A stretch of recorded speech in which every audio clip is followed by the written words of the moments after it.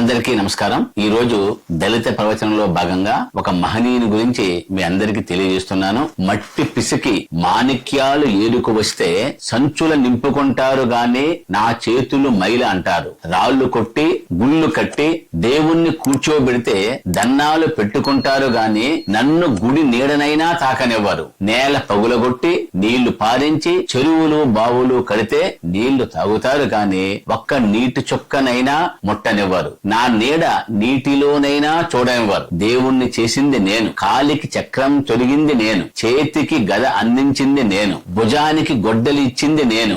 నన్ను వాటితోనే నరకాలని చూస్తున్నారు. రంపాలతో ఎముకలు కోస్తూ గంపలతో సంపదను ఎత్తుకుని పోతున్నారు. ఇది నాలాగే గోదావరి అనే కవితా సంపుటిలో అన్నీ తెలుసు అనే శీర్షిక కింద బొజ్జా తారకంగా రాసినటువంటి ఒక దళిత కవిత్వం.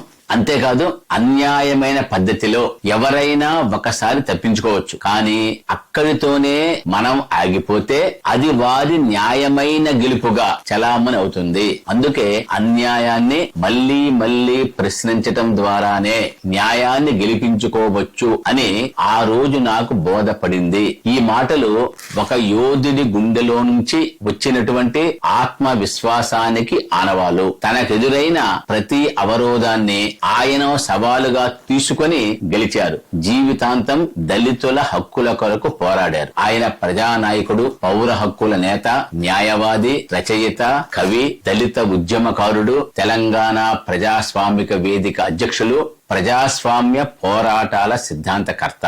ఆయన ఏ ఆధిపత్య భావజాలానికో పరిమితం కాలేదు. మార్క్సిజం, విప్లవాత్మక పోరాటాలు, దళిత ఉద్యమం అన్నింటినీ సమపాలలో రంగరించి సమాజ శ్రేయస్సుకై నడుము కట్టినటువంటి విలక్షణమైన వ్యక్తి బొజ్జా తారకం గారు. బొజ్జా తారకం గారి గురించి నందిని సిద్ధారెడ్డి గారు 6 వాక్యాల్లో అద్భుతంగా చెప్పారు. తెలుగు నేల మీద ప్రజాస్వామిక హక్కుల కోసం పలవరించిన కవి, అక్షరాలను వెదజల్లిన కవి బొజ్జా తారకం గారు. సాహిత్యదారులలో శ్రమజీవుల్ని సమూహాలుగా నడిపించిన నాయకుడు. రాజ్యాంగం కల్పించిన స్వేచ్ఛను, సామ్యవాదం సంకల్పించిన సమానత్వాన్ని, న్యాయస్థానాలు అందించవలసినటువంటి సమన్యాయాన్ని తెలుగు సమాజానికి చాటి చెప్పినటువంటి దార్శనికుడు, న్యాయవాది, దళిత మేధావి బొజ్జా తారకం గారు. భావుకుడి ఆయన స్వప్నించినటువంటి ఆదర్శ సమాజం కోసం కవితలు రాసి వాదించి ఉద్యమించినటువంటి ఆచరణశీలి తారకం గారి అక్షరాలు సూటిగా ఉంటాయి, తోటాల్లా తగులుతుంటాయి. పదాలకు సౌందర్యం కంటే పదును ఎక్కువ. ఆశ్చర్యక పరిస్థితుల్లో అవస్థలు పొంది కారాగారంలో విప్పారిన కలం వారిది. కలం గర్జించినప్పుడు మెరిసిన కవితా లోలకం బొజ్జా తారకం. బొజ్జా తారకం గారు 1939 జూన్ 27న తూర్పు గోదావరి జిల్లా కాట్రేనికోట మండలంలోని కందికుప్ప గ్రామంలో అప్పలస్వామి, మావుల్లమ్మ దంపతులకు జన్మించారు. ఆయనది రాజకీయ నేపథ్యం ఉన్న కుటుంబం. వారి నాన్నగారు వృత్తిరీత్యా టీచర్ అయినటువంటి అప్పలస్వామి గారు 2 పర్యాయాలు అంటే 1952 నుంచి 1962 వరకు శాసనసభ్యులుగా అమలాపురం నుంచి ఎన్నికై పనిచేశారు. కాకినాడ పిఠాపురం కళాశాలలో BA పట్టా పుచ్చుకున్న తరువాత బొజ్జా తారకం గారు ఉస్మానియా యూనివర్సిటీలో BL డిగ్రీ పూర్తి చేశారు. తిరిగి కాకినాడకు వెళ్లి 1966లో లా ప్రాక్టీస్ మొదలు పెట్టారు. చిన్నప్పటి నుంచి కూడా ఎటువంటి కుల వివక్షతను ఎదుర్కొన్నప్పటికీ కూడా లా ప్రాక్టీస్ చేస్తున్నప్పుడు కుల వివక్షతను ఎదుర్కొన్నాను అని వారు చెప్పడం జరిగింది. నిజామాబాద్ లో ఉద్యోగం చేస్తున్నటువంటి బోయి భీమన్న గారి కుమార్తె విజయ భారతితో వీరికి వివాహమై నిజామాబాద్ లో లా ప్రాక్టీస్ ప్రారంభించారు. ఆ తరువాత రైతు కూలీ సంఘం, అంబేద్కర్ యువజన సంఘాలను స్థాపించి దళిత ఉద్యమాలలో చురుకుగా పాల్గొన్నారు.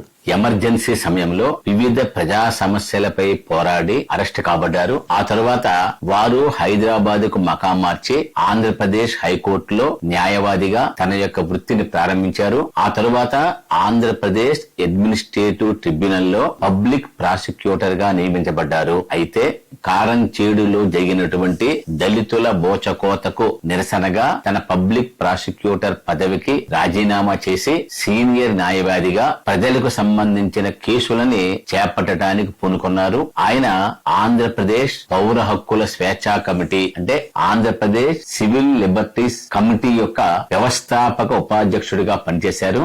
అంతేకాదు విప్లవ రచయితల సంఘం విరసానికి సంబంధించిన సభ్యుడిగా కూడా పనిచేశారు. నక్సలైట్లకు సంబంధించిన ఎన్కౌంటర్ల పైన, పోలీసు అధికారుల పైన అనేక కోర్టులలో వాదించి వారికి శిక్షలు పడే విధంగా ప్రయత్నం చేశారు. 1978లో వారు నిజామాబాద్ పార్లమెంట్ నియోజకవర్గం నుంచి CPI-ML అంటే communist party of India Marxist Leninist అభ్యర్థిగా పోటీ చేసి ఓడిపోయారు. వారికి ఒక కుమారుడు రాహుల్ బొజ్జా కలెక్టర్ గా పనిచేశారు. ఒక కుమార్తె మహిత డాక్టర్ గా పనిచేస్తున్నారు. 1985లో కారంచేడులో జరిగినటువంటి దళితుల దమన కాండకు వ్యతిరేకంగా మార్క్సిస్టు రాజకీయాలకు భిన్నంగా దళిత రాజకీయాలను ప్రారంభిస్తూ స్వయం ప్రతిపత్తి కలిగినటువంటి ఒక దళిత మహాసభను మరో దళిత నాయకుడు కత్తి పద్మారావు గారితో కలిసి ప్రారంభించారు. ఆయన ఆ యొక్క సంస్థకి వ్యవస్థాపక అధ్యక్షుడిగా పనిచేశారు. ఈ యొక్క కారంచేడు కేసుని చేపట్టి దాన్ని విజయవంతంగా నడిపించారు. దళిత మహాసభ ఏర్పడటం అనేది ఆంధ్రప్రదేశ్ రాజకీయాలలో దళిత చైతన్యానికి ఒక ప్రతీకగా రాజకీయాల దిశను మార్చింది. ఆ తర్వాత 1991లో జరిగినటువంటి చుండూరు దళితుల బోచకోతకు వ్యతిరేకంగా ఏర్పాటు చేసినటువంటి ప్రత్యక్ష కార్యాచరణ కమిటీకి కన్వీనర్ గా పనిచేశారు.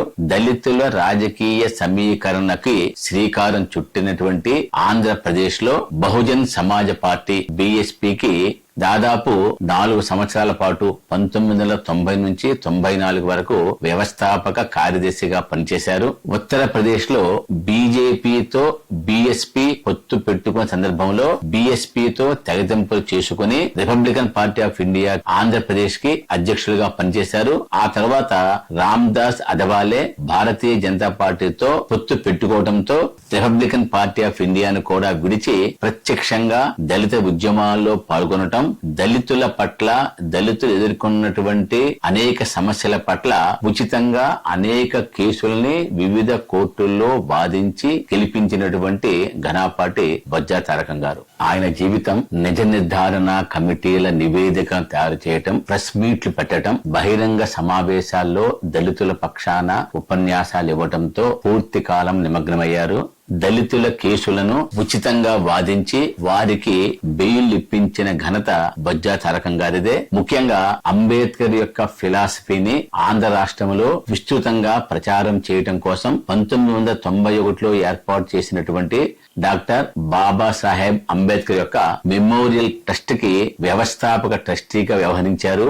బాబాసాహెబ్ అంబేద్కర్ యొక్క రచనలని తెలుగులోకి అనువదించే ప్రాజెక్టులో పనిచేశారు. ముఖ్యంగా 4 సంవత్సరాల పాటు నలుపు అనేటువంటి దళిత పత్రికకి, ఆ తరువాత నీలి జెండా అనేటువంటి దళిత పత్రిక కూడా సంపాదకులుగా పనిచేశారు. కవి, రచయిత, అనువాదకుడు మరియు రాజకీయ వ్యాఖ్యాత. వీరు రాసినటువంటి పుస్తకాలను ఒక్కసారి పరిశీలిద్దాము. వీరు ఎమర్జెన్సీ సమయంలో అరెస్ట్ అయినప్పుడు రాసినటువంటి మొదటి కవితా సంకలనం నది పుట్టిన గొంతుక 1983లో రాశారు. ఆ తరువాత 2000లో నాలాగే గోదావరి అనేటువంటి 21 కవితలతో కూడినటువంటి కవితా సంపుటిని వెలువరించారు. 1979లోనే APCLC వారు ప్రచురించినటువంటి మిమ్మల్ని పోలీసులు అరెస్ట్ చేస్తే అనేటువంటి పుస్తకం రాష్ట్రంలోనే పెను సంచలనం సృష్టించింది. ఆ తరువాత కమెండో పత్రికలో కూడా వరుసగా ధారావాహికంగా సీరియల్ గా వచ్చిన తర్వాత 13 సార్లు పునర్ముద్రణకు నోచుకున్నటువంటిది పోలీసులు అరెస్ట్ చేస్తాయి. ఆ తర్వాత కులం, వర్గం, బజిల్, భూ పోరాటాలు, నేల, నాగలి, మూడెద్దులు, దళితుల రాజ్యం, SC/ST అత్యాచారాలు, SC/ST నిధుల మళ్లింపు, పంచతంత్రం అనే నవల, ఈ విధంగా దళిత సాహిత్యానికి సంబంధించి అనేకమైనటువంటి రచనలు చేసి ఆంధ్ర రాష్ట్రం పైన అపురూపమైన ముద్రను వేస్తూ దళిత సాహిత్యానికి మరొక దివిటీని అందించినటువంటి ఘనత బొజ్జా తారకం గారిది. కారాగారంలో విపారినటువంటి నది పుట్టిన గొంతుకలోని కవితలు విందాము. నిర్బంధ కాలంలో కూడా రాజ్యాన్ని ధిక్కరించగల ధీర కవిత రాసినటువంటి కవి బొజ్జా తారకం గారు. దళిత హక్కుల ఉద్యమదారుల్లో వారు నాటిన బీజాలు, పూయించిన ఆలోచనలు ఫలవంతమే నేటికి కొత్త చివుళ్లను తిరుగుతూనే ఉన్నాయి. ఎమర్జెన్సీ కాలంలో అరెస్ట్ అయ్యి ఏడాది పాటు జైలు జీవితం అనుభవించారు ఆయన. ఆ సమయంలోనే రాసిన కవితలే నది పుట్టిన నా గొంతుక, ఓ నా దేశ ప్రజలారా అనే కవితలో తెల్లవాడి స్థానంలో నల్లవాడొచ్చి ఏం చేస్తున్నాడో విపులంగా చెప్పారు. చూడు, అప్పుడెవడో పరాయి వాడొచ్చి ఏదో చేస్తున్నాడని ఎగరగొడితే మనవాడొచ్చి ఏం చేస్తున్నాడో చూడు, మనల్ని నంజుకు తింటున్నాడు. వాడు విడిచిన చెప్పులోనే వీడు కాళ్ళు పెట్టి తిరుగుతున్నాడు. నేను అస్పృశ్యుణ్ణి అనేటువంటి కవితా ఖండికలో కుల చైతన్యంతో సూటిగా మాట్లాడి ఒక కుదుపు కుదిపారు. నా గురించి కథలు లేవు, గాథలు లేవు, నాకై కవిత లేదు, నాకు చరిత లేదు. 4 వేదాలలోంచి 4 పాదాలలోంచి నన్ను తొలగించారు. కట్టలోంచి జారిన కట్టెల ఒక్కన్నే ఎక్కడో ఎండిపోయాను. వాళ్ళేదో చెబుతున్నారు. అర్ధనారీశ్వరుడు వంటి కవితలు సొసైటీకి సంబంధించి, జెండర్ కి సంబంధించి తారకం గారి యొక్క చైతన్య పూరితమైన దృక్పథాన్ని మనకు తెలియజేస్తున్నాయి. సామాజిక విషయాలను వంట పట్టించుకున్న పాపానికి తన వాళ్లకు దూరంగా ఎక్కడో జైలు గదిలో శిక్ష అనుభవించవలసి వచ్చినప్పుడు నీతో చెప్పనేలేదు కదా అన్న ఆవేదన పూరిత వాక్యం ఆయనలో ప్రభవించింది. అదే ఈ కవిత్వం అంతటికీ చుక్కానిలా త్రోవ చూపించింది. నది పుట్టిన గొంతుకగా ఒక రూపం తీసుకుంది. పాట పాడమని నన్ను అడిగినప్పుడు పాడలేకపోయాను, మాటలాడలేకపోయాను. బాధల అగాధాల్లోంచి జలలా పొంగే పాటల గొంతుకపై పోలీసులెదిమిన లాఠీల ఆనవాళ్లను నువ్వు చూడలేదు. ఒక్కన్నే ఎక్కడో పాడుకునేవాడిని. నువ్వు కలిసినప్పుడు నువ్వు అందించిన గొంతు కలిపి నీతో పాటలు పాడాను. నా పాటలను అందరికీ వినిపించాలని నన్ను జనంలోకి తీసుకెళ్లావు. కన్నీరు పొంగితే మాటలు పేర్చాను, పాటలు కూర్చాను. అవి అలలై జలలై సెలయేర్లై జనం నదిలో పొంగి ప్రవహిస్తుంది. నది పుట్టిన నా గొంతుకును అదిమి పట్టారు. పోలీసులు ఎదిమిన లాఠీల ఆనవాళ్లను నువ్వు చూడలేదు. నా పెదవులను స్పృశించినప్పుడు నీకు వినిపిస్తాయి నాలో రగిలే నాదాలు, పగిలిన జనరావాలు. అవి విన్న నీవు జలదరిల్లి పరవశిల్లి పొంగి గంగానది అవుతావు. అప్పుడు నిన్ను ధరించిన పరమశివుణ్ణి నేను. నా పెదవులు కదలే నీ నోట పల్లవి అయి 10 పదుల నోట ప్రతిధ్వనించి 10 పదుల కెరటాలు పయనించి ఆ నోట అలలుగా గాలి కెరటాలలో కదిలిపోయినప్పుడు మళ్లీ నేను పాడతాను. అప్పుడు లాఠీలు నా గొంతు నదమలేవు, లాకప్పులు నా నోటిని కప్పలేవు. అప్పుడు నేను మళ్లీ పాడతాను. 2000వ సంవత్సరంలో ప్రచురించబడినటువంటి నాలాగే గోదావరిలోని 3 కవితల్ని చెప్పి ఈ కార్యక్రమాన్ని ముగిస్తాను. మొదటిది ఆయుధం కావాలి. చేసిన కూలికి వేతనం దొరకని నాకు అందని చందమామను అద్దంలో చూపెట్టే లెక్కలు తెలియవు. రెక్కలు ముక్కలు చేసుకున్నా డొక్కాడని నాకు చెయ్యని ప్రయత్నానికి వచ్చే ఫలితం చెప్పే జ్యోతిష్యం తెలియదు. నేల మీద 4 నూకలు కూడా దొరకని నాకు ఆకాశానికి నిచ్చెన వేసి అంబరాన చుక్కలు లెక్క పెట్టడం తెలియదు. చెంపలు కారుతున్న కన్నీటి చారలలో ఎర్ర రంగు తప్ప ఇంద్రధనస్సులు నాకు కనపడవు. ఎంత ప్రయత్నించినా ఎగరని గాలిపటంలా మాటికి నేల మీద పడుతుంది మానవతా జెండా. నాకు కనిపిస్తున్నవి కన్నీళ్ల సముద్రాలు, ఆకలి ఊబిలో కూరుకుపోతున్న అన్నదమ్ములు, మానం పోగొట్టుకున్న అక్క చెల్లెళ్ళు, మనిషికి దూరం చేసిన కులాల కంచెలు, గుండె చేరకుండా అడ్డేసిన అంతస్తుల దొంతరాలు నాకు కనిపిస్తున్నవి. కష్టాల కొండలు, అడ్డంకుల బండలు, రాక్షసులు దేవతలు మదనం చేసి తెచ్చుకున్నారు అమృతం. కానీ పంచుకున్నది దేవతలే. కాయ కష్టం చేసి కాపలా కాసి పండించుకున్నది రాక్షసులు, ఎత్తుకుపోయింది దేవతలు. కష్టం ఒకరిది, ఫలితం మరొకరిది. ఇది ఒకనాటి చరిత్ర కాదు, వేల సంవత్సరాల ధార, యుగ యుగాల సంచితం. ఇన్ని వేల ఏళ్లు వసుదైక కుటుంబంలోంచి వచ్చిన నువ్వు నేను ఎడంగానే ఎందుకున్నాం? ఈ అడ్డంకుల అడుగుల అడ్డుగోడలు అట్లానే ఉంచి ఇంకా కొంచెం పెంచి చుట్టూ ముళ్ళ కంచె వేసి ధర్మ పన్నాల నాగులు కాపలా పెట్టి నీతి సూత్రాల వేట కుక్కలు ఉసుగొల్పి ముళ్ళ కంచె ఏరి పారేయనీయడం లేదు.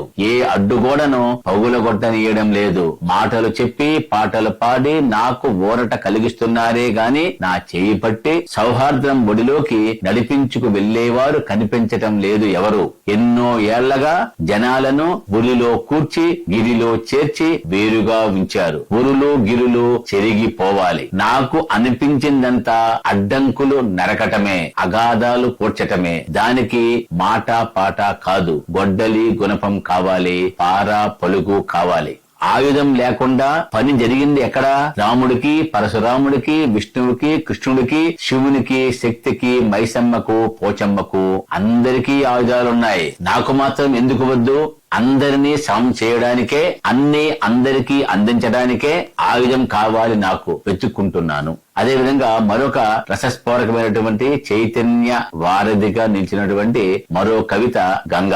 ఎత్తుకి పల్లానికి ఎగరగలిగిన గంగమ్మ ఎందుకో గూడాలకు రావడం లేదు. నీరు పల్లమొక్కటే కాదు, ఎత్తు కూడా ఎరుగును. చిల్లుల పడ్డ ఆకాశం చూసి అన్ని నీళ్లు ఆ పల్లెంలో ఎలా ఉన్నాయో అనిపించేది చిన్నప్పుడు. కట్టలు తెగి చెట్లు పుట్టలు ఏకం చేసి వందల వేల ప్రాణాలను గుప్పెట్లో పట్టుకుపోతున్నప్పుడు ఆ పల్లెంలో ఇన్ని నీళ్లు ఎక్కడివా అని ఇప్పటికీ తెలియడం లేదు. నీరు చల్లగా ఉండదు, నీళ్లలో నిప్పులు ఉన్నాయి. నీళ్లకు కోపం ఉంది. కదలకుండా ఉన్న నీళ్లు కదం తొక్కుతాయి.